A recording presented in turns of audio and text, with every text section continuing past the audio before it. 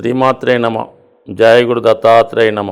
ఈ వీడియోలో మనం జూన్ 1వ తారీఖు నుంచి జూలై 12వ తారీఖు మధ్యలో మీనరాశి నుంచి స్వక్షేత్రమైనటువంటి మేషరాశిలోకి మారబోతున్న కుజుని యొక్క ప్రభావం ద్వాదశ రాశుల మీద ఏ విధంగా ఉండబోతుంది అన్న విషయాన్ని మనం పరిశీలిద్దాం. జాతకుని యొక్క జీవితంలో కుజుని యొక్క ప్రభావమే ఎక్కువగా ఉండడం జరుగుతుంటుంది. ఎక్కువగా అందరికీ తెలిసిన విషయమే, వివాహ సంబంధించిన విషయంలో కుజ దోషాన్ని పరిగణన తీసుకొని ముఖ్యంగా వివాహ పొంతన చూడడం జరుగుతూ ఉంటుంది. అంటే కుజుడు యవ్వనకారకుడు, అలాగే యుద్ధాలకి కారకుడు, భూమికి కారకుడు, పౌరుషానికి పంతానికి కూడా కారణమవుతుంటాడు.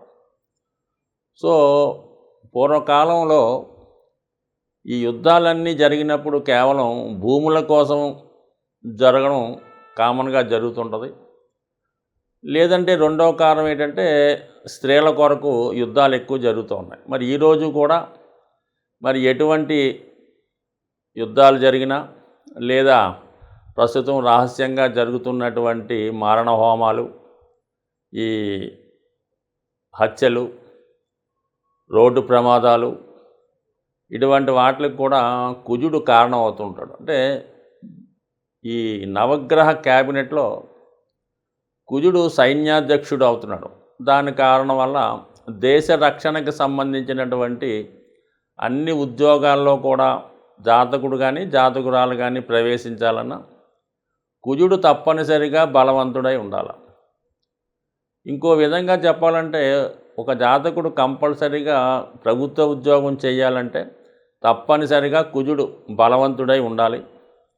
సో ఈ కారణం వలన జాతకంలో, జన్మజాతకంలోనూ గోచారీత్యా వచ్చినప్పుడు కుజుడు బలాన్ని బట్టి జాతకుడి యొక్క వివాహ జీవితం, ఉద్యోగ సంబంధించిన విషయాలు, ముఖ్యంగా ఆర్థిక సంబంధించిన విషయాల్లో కూడా కుజుడు ప్రధాన పాత్ర వహించడం జరుగుతూ ఉంటుంది.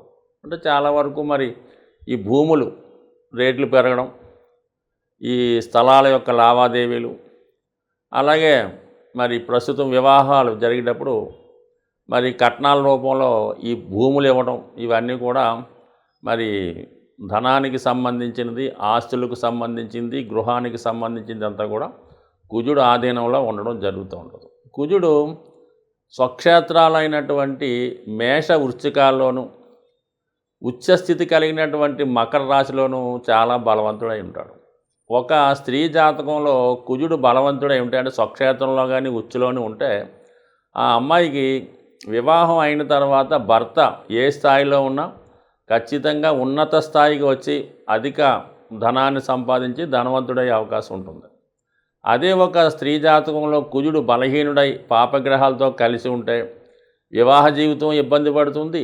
పెళ్లి తర్వాత జాతకురాలి యొక్క భర్త కూడా మరి నష్టపోవడం, ఉద్యోగం పోగొట్టుకోవడం, ఎందుకు పనికి రాకుండా పోవడం, కొన్ని సందర్భాల్లో మరి బలహీనుడిగా మారడం కూడా జరుగుతూ ఉంటుంది. అందుకని ఏంటంటే మరి అబ్బాయిలు కానీ వివాహం చేసుకునేటప్పుడు అమ్మాయి జాతకంలో కుజుడు బలంగా ఉంటే ఖచ్చితంగా చేసుకుంటే వీళ్ళ యొక్క జీవితం 100% ఏ స్థానంలో అయినా ఏదో ఒక రంగంలో పైకి వచ్చే అవకాశం ఉంది. మరీ ముఖ్యంగా క్రీడారంగం అవ్వచ్చు, ఏదన్నా సైనిక వృత్తికి లేదంటే గవర్నమెంట్ సంబంధించింది కూడా అభివృద్ధి పడుతూ ఉంటుంది.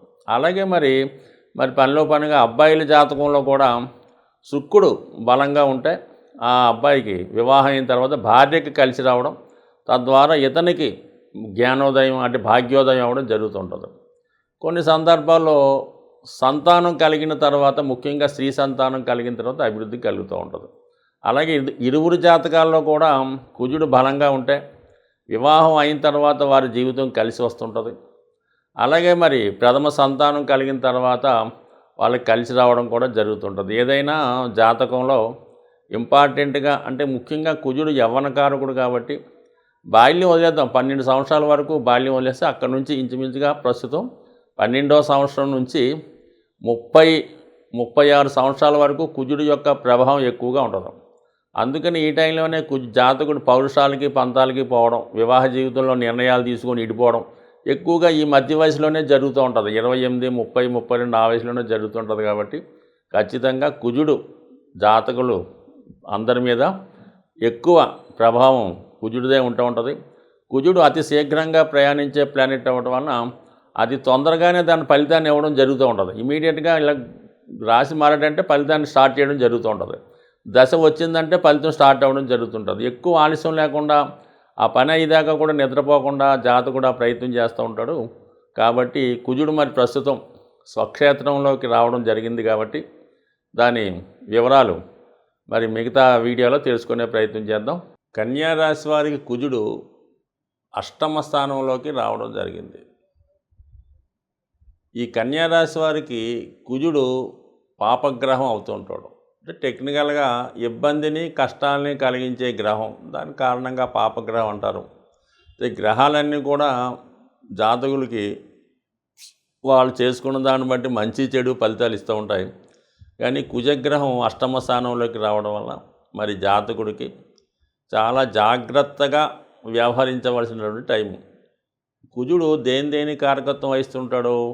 భూములకి, స్థిరాస్తులకి, అన్నదమ్ములకి, అలాగే రుణదాతలు, రుణాలు, అప్పులు, రోగాలు. సో అలాగే వివాహానికి సంబంధించిన విషయాల్లో ముఖ్యంగా కుజుడు అష్టమంలో ఉంటే మరి విశేషమైన కుజదోషంగా భావిస్తూ ఉంటారు. అటువంటి కుజుడు గోచారరీత్యా సుమారు 42 రోజులు జూన్ 1వ తారీఖు నుంచి జూలై 12 మధ్యలో సంచరించే సమయంలో జాతకుడు అనుకోకుండా, అంటే అష్టమభావం ఎప్పుడూ కూడా సడన్గా ఫలితం ఇస్తూ ఉంటుంది. ఏదన్నా కష్టం కానీ సుఖం కానీ అనుకోకుండా వచ్చినప్పుడే, సడన్గా వచ్చినప్పుడే జాతకుడు ఇబ్బంది పడుతూ ఉంటాడు. అది సడన్గా రావడం వల్ల ఏంటంటే జాతకుడు చాలా స్ట్రగుల్ పడడం కానీ, అప్పటికప్పుడు ఏ నిర్ణయం తీసుకోవాలో అన్న విషయం మీద ఇబ్బంది పడటం జరుగుతూ ఉంటుంది. కాబట్టి ముఖ్యంగా భార్యాభర్తల విషయంలో చిన్న చిన్న తగాదాలని పెద్దవి కాకుండా చూసుకోవడం అన్నది మంచిది.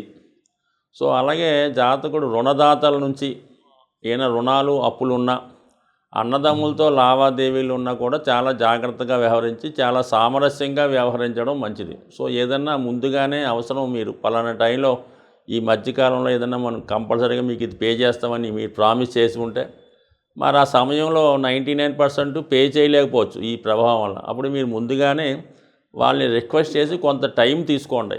అలాగే స్థిరాస్తికి సంబంధించిన విషయాలు కానీ, భార్యాభర్తల విషయంలో ఏమైనా కోర్టు లావాదేవీలు ఉంటే అవి కూడా జూలై 12 తర్వాత సెటిల్మెంట్ చేసుకునేలా చూడడం తప్ప ఈలోగా ఎట్టి పరిస్థితుల్లో కూడా ఇటువంటి రాజీ ప్రయత్నాలు కానీ, సెటిల్మెంట్లు కానీ, రుణ ప్రయత్నాలు సంబంధించినటువంటి ప్రాబ్లమ్స్లో ఎటువంటిగా ఇన్వాల్వ్మెంట్ అవ్వద్దు. కేవలం వాయిదా వేసుకునే ప్రయత్నం చేయండి. మరీ ముఖ్యంగా ఏంటంటే ప్రయాణాలు చేస్తున్నప్పుడు చాలా జాగ్రత్తగా ప్రయాణం చేయడం జరిగింది. ముఖ్యంగా వృద్ధులైన వారికి ఎలా ఉండదంటే రోడ్డు దాటినప్పుడు కానీ, ఇలాగ ఏదైనా విమాన ప్రయాణాలు, ట్రైను, బస్సులో ప్రయాణం చేసినప్పుడు కంపల్సరీగా జాగ్రత్త వహించండి. అలాగే యువకులు, విద్యార్థులు కూడా వాహనాలు చాలా జాగ్రత్తగా నడపడం మంచిది. ప్రమాదం అన్నది ఏ స్థితిలో ఎలాగొస్తుందో మనకు తెలియదు. కాబట్టి చాలా వరకు ఈ సమయంలో మరి రాబోయే ఈ 42 రోజుల్లో జాతకులు ప్రమాదకరమైన వృత్తులు, అలాగే సాహసాలు, ఏదైనా ఇలాంటి మోటార్ సైకిల్ పోటీలో పాల్గొకుండా జాగ్రత్త తీసుకుంటే మంచిదని మనవి. జాతకంలో కుజుని బలం పెరగాలన్నా, కుజుని యొక్క అనుగ్రహం కలగాలన్నా కూడా జాతకుడు ముఖ్యంగా చేసుకోవాల్సింది ఏంటంటే కుజగ్రహానికి అధిదేవుడైనటువంటి సుబ్రహ్మణ్య స్వామి. మరి సుబ్రహ్మణ్య స్వామి అంటే మనకి మంగళవారం రోజు సుబ్రహ్మణ్య స్వామికి విధి విధానంగా ఎక్కువగా అభిషేకం చేసుకోవడం వల్ల మనకి మంచి ఫలితం తొందరగా రావడం జరుగుతుంది. మరి సుబ్రహ్మణ్య స్వామి సర్పరూపంలో ఉండడం జరుగుతూ ఉంటుంది. మరి ఈ మధ్యకాలంలో ప్రతి శివాలయంలోనూ, ముఖ్యమైన దేవాలయాల్లో ఈ నాగప్రతిష్టలు అనేవి జరుగుతూ ఉంటాయి. వాటిని మరి జాతకులు మరి అనుకూలం బట్టి డైరెక్ట్గా సుబ్రహ్మణ్య స్వామి అయితే ఓకే, లేని పక్షంలో ఈ శిలలు, ఈ ప్రతిష్ఠ చేయని శిలలైనా మంగళవారం రోజు ఒక 18 ప్రదక్షిణలు చేసి విధి విధానంగా సుబ్రహ్మణ్య స్వామికి ఇష్టమైనటువంటి ముఖ్యంగా ఏంటంటే చెరుకు పానకం, చెరుకు రసం లేదా ఆవు పాలు, అలాగే బెల్లం పానకం, అలాగే మరి వీటితో అభిషేకం చేయడం, లేదంటే చలిమిడి అంటే కొన్ని ప్రాంతాల వరకు తెలుస్తూ ఉంటుంది. అది చలివిడి నైవేద్యంగా పెట్టడం మంచిది. లేని పక్షంలో చలివిడినే కొద్దిగా ఇంకా అభిషేక రూపంలో పలసగా కలిపి దానితో అభిషేకం చేయడం వల్ల కూడా మీకు విధి విధానంగా మరి సుబ్రహ్మణ్య స్వామి అనుగ్రహం కలుగుతూ ఉంటుంది. సో అలాగే జాతకంలో ఏదైనా ప్రమాదాలు ఉన్నాయి, ఎక్కువ ఇబ్బంది అంటే మరి కుజుడు కూడా ప్రమాదాలకు కారణం కాబట్టి యాక్సిడెంట్ లాంటివి వచ్చినప్పుడు కొన్ని లగ్నాల వారికి కొంతమందికి ఏంటంటే రక్తదానం చేయటం వల్ల, జాతకుడు రక్తదానం చేయటం వల్ల ఎంత గొప్ప కుజదోషమైనా ఎంత పెద్ద ప్రమాదం అయినా తప్పిపోయే అవకాశం ఉంటుంది కాబట్టి అది అనుకూలిస్తూ ఉంటుంది. అలాగే ఏంటంటే జాతకుడికి రుణబాధలు తీరకపోయినా, అన్నదమ్ములతో గొడవలున్నా, ఆస్తి తగాదాలున్నా, జాతకుడు భయపడుతున్నా మరి నిరంతరం హనుమాన్ చాలీసా పారాయణ చేసుకోవడం, హనుమాన్ని సింధూరంతో పూజించడం వల్ల కంపల్సరీగా జాతకుడికి ధైర్య సాహసాలు కలిగే అవకాశం ఉంటుంది. కాబట్టి ఇవన్నీ కుజుని స్వరూపాలు అన్నమాట. ఆంజనేయ స్వామి, సుబ్రహ్మణ్య స్వామి. అందువల్ల ఈ గ్రహాల్ని విధి విధానంగా మంగళవారం రోజు చేసుకోవడం వల్ల మరి స్త్రీలకి సౌభాగ్య యోగం, మగవారికి విశేషమైనటువంటి ధైర్య, రాజకీయ అధికార యోగం కలిగే అవకాశం ఉంటుంది. స్వస్తి.